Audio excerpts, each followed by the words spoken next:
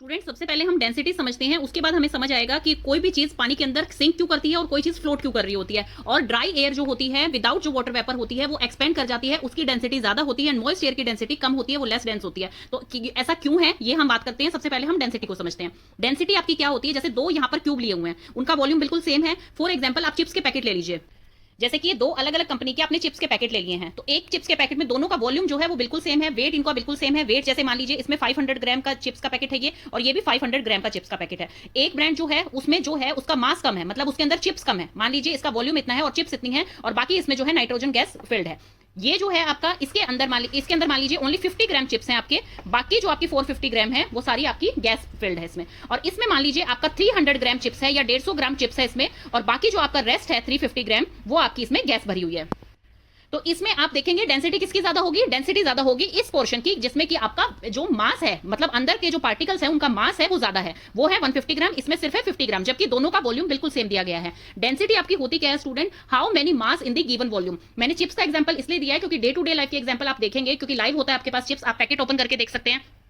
जैसे कई ब्रांड के चिप्स आते हैं उसमें हवाई हवा होती है, वो बहुत ज्यादा फ्लफी होता है, और जैसे ही आप उसे ओपन करते हैं तो गैस उसकी निकल जाती है, तो उसमें चिप्स बहुत ही कम होते हैं। तो वो आपका आप देख सकते हैं उससे कि उसकी डेंसिटी कितनी है। इसी तरह से हमने यहाँ पे दो क्यूब ले लिए हैं, मतलब डेंसिटी का मतलब ये है कि कितने क्लोजली आपके पार्टिकल्स पैक्ड हैं उस मटेरियल में। अब यहाँ पे आप देख रहे हैं ये क्यूब है, इसमें वॉल्यूम तो दोनों का सेम है, लेकिन इसमें जो पार्टिकल्स अंदर हैं वो क्लोजली पैक्ड नहीं है। वो देखिए वो एक दूसरे से दूर दूर है, वो क्लोजली पैक्ड नहीं है। और यहाँ पर ये क्लोजली पैक्ड है, तो इसका मतलब इसका मास ज्यादा है और इसका मास कम है इसके कंपेरिजन में। तो इसलिए इन दोनों में से डेंसिटी किसकी ज्यादा होगी, इसकी ज्यादा होगी। डेंसिटी का डेफिनेशन क्या होता है student, how many mass in the given volume, how much mass is packed in the given area. कितना मास पैक्ड है इस गिवन एरिया में, जो ये गिवन एरिया दे रखा है इसमें कितना मास पैक्ड है वो होता है आपका डेंसिटी। डेंसिटी का फॉर्मूला आपका होता है, डेंसिटी का आपका फॉर्मूला होता है m/v। m आपका होता है मास और v आपका होता है वॉल्यूम, और इसका जो आपका एसआई यूनिट होती है वो आपकी होती है केजी पर मीट्रिक क्यूब। तो ये आपकी होती है इसकी यूनिट जो डेंसिटी आप मेजर करते हैं। इसीलिए आपका वॉल्यूम ज्यादा होने से आपकी डेंसिटी ज्यादा नहीं होगी, क्योंकि वॉल्यूम और डेंसिटी जो है वो क्या, डेंसिटी और वॉल्यूम जो है वो इनवर्सली प्रोपोर्शनल है। तो डेंसिटी जितनी ज्यादा होगी वॉल्यूम आपका उतना ही कम होगा, या आप ये बोल सकते हैं कि वॉल्यूम जितना ज्यादा होगा डेंसिटी उतनी ही कम होगी।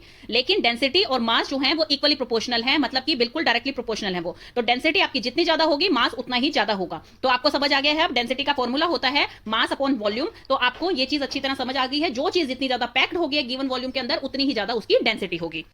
मास की आपकी क्या डेफिनेशन होती है स्टूडेंट, मास होती है कि physical quantity that signifies the amount of matter in the body of an object. मतलब कि इस ऑब्जेक्ट, इस बॉडी के अंदर उस ऑब्जेक्ट का कितना मास है, कितना उसका अमाउंट आ रहा है। जब हम इसे वे करेंगे तो इसका कितना अमाउंट आ रहा है वो होता है आपका मास, जो फिजिकल क्वांटिटी होती है आपकी। और आपका वॉल्यूम क्या होता है, वॉल्यूम होता है द अमाउंट ऑफ स्पेस जिसमें कि आप कुछ फिल करते हैं। जो ये पूरा स्पेस है ये आपका वॉल्यूम है, जिसमें आपको अच्छी तरह से समझ आ गई है कि डेंसिटी क्या होती है, how many mass in the given volume, कि कितना मास है उस गिवन वॉल्यूम के अंदर। जितना ज्यादा वो क्लोजली पैक्ड होंगे, जितना ज्यादा टाइटली पैक्ड होंगे, उसकी डेंसिटी उतनी ही ज्यादा होगी, क्योंकि मास डायरेक्टली प्रोपोर्शनल होता है आपकी डेंसिटी के। वॉल्यूम जो है जितना ज्यादा वॉल्यूम होगा और मास अगर कम होगा उसका, तो इसका मतलब डेंसिटी भी कम है, क्योंकि वॉल्यूम और जो आपकी डेंसिटी है वो इनवर्सली प्रोपोर्शनल होती है। तो इतना आपको समझ आ गया। अब हम देखते हैं कि आपके जो स्टेट्स ऑफ मैटर होते हैं उसमें डेंसिटी कैसे होती है। सबसे पहले सॉलिड लेते हैं। सॉलिड में क्या होते हैं, सारे पार्टिकल्स जो हैं वो क्लोजली पैक्ड होते हैं, सारे मॉलिक्यूल जो इसके अंदर के हैं वो क्या है, क्लोजली पैक्ड है। तो इसका मतलब इसका मास ज्यादा है और वॉल्यूम तीनों में सेम ले रखा है, तो इसका मतलब मास ज्यादा है इसका। तो मास अगर ज्यादा होगा तो क्या होगा, डेंसिटी हाई होगी। लिक्विड जो है एज कंपेयर टू सॉलिड के, उसके पार्टिकल्स जो है वो दूर दूर हैं,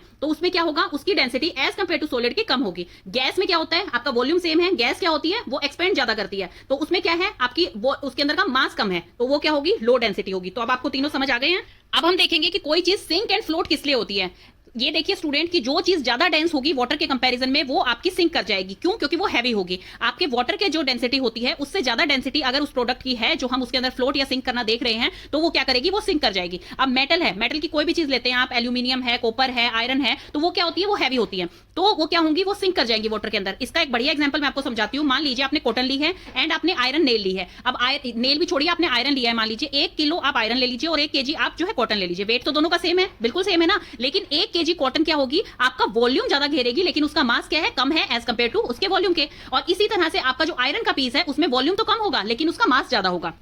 अब कॉटन है, कॉटन क्या करेगी, बहुत ज्यादा फ्लफी लगेगी, बहुत ज्यादा, और आपकी आयरन क्या होगी, आयरन इतने में ही 1 kg आ जाएगी, और आपकी कॉटन जो है वो इतना ज्यादा स्पेस लेगी। तो इसलिए कॉटन जो होती है उसकी क्या होती है, डेंसिटी कम होगी, और जो आयरन होगी उसकी डेंसिटी ज्यादा होगी। किससे ज्यादा होगी, क्योंकि उसके अंदर के जो पार्टिकल्स हैं वो क्या है, क्लोजली पैक्ड है, और वो छोटा सा वॉल्यूम लेकर भी उसके अंदर उतना ही वेट है जितना कि इतना ज्यादा स्पेस लेने के बाद कॉटन का आया है। वेट तो दोनों का सेम है, 1 kg, लेकिन डेंसिटी किसकी ज्यादा है, डेंसिटी ज्यादा है आपके आयरन की। क्यों, क्योंकि वो कम स्पेस घेर रही है और उसका मास जो है वो ज्यादा है। अब आपको अच्छी तरह से समझ आ गया होगा। इसीलिए आयरन की कोई भी चीज, मेटल की कोई भी चीज है, वो क्या करती है, आपके सिंक कर जाती है। इसीलिए आयरन की एक छोटी सी नेल जो है वो क्या करेगी, वो तो सिंक कर जाएगी, और इतना बड़ा लकड़ी का टुकड़ा भी जो है वो फ्लोट करता रहता है। किस लिए, क्योंकि उसका वॉल्यूम तो ज्यादा है लेकिन उसके अंदर जो पार्टिकल्स हैं, उसका जो मास है वो कम है। अब आपको समझ आ गया। अगर दोनों सेम वेट की भी हम चीज लेते हैं तो वॉल्यूम और मास देखा जाएगा आपकी डेंसिटी के लिए, और जितनी ज्यादा जिसकी डेंसिटी होगी वो क्या करेगी, सिंक कर जाएगी। मतलब जो चीज जितनी ज्यादा हैवी होगी वो सिंक कर जाएगी। अब ये कॉन्सेप्ट आपको अच्छी तरह से समझ आ गया। रॉक है जैसे, तो वो इतनी लाइट वेट होती है, वो ऊपर फ्लोट करती रहेगी। वुड है वो भी फ्लोट करती रहेगी, और जो मेटल है उसकी क्या होगी, डेंसिटी ज्यादा है वाटर के कंपेरिजन में, तो इसलिए वो सिंक कर जाएगी क्योंकि उसका वेट ज्यादा है। तो अब आपको ये अच्छी तरह से होप सो समझ आ गया होगा।